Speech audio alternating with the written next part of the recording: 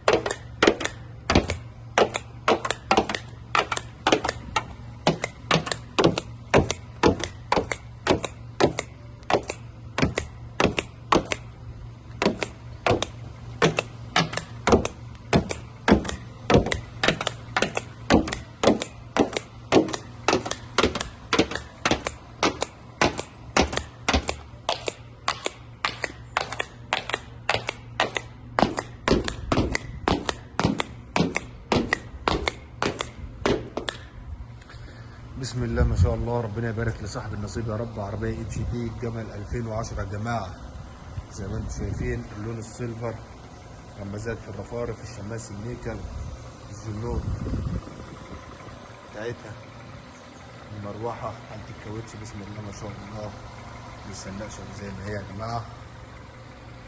ربنا يبارك لصاحب النصيب، حاجة في منتهى الحلاوة.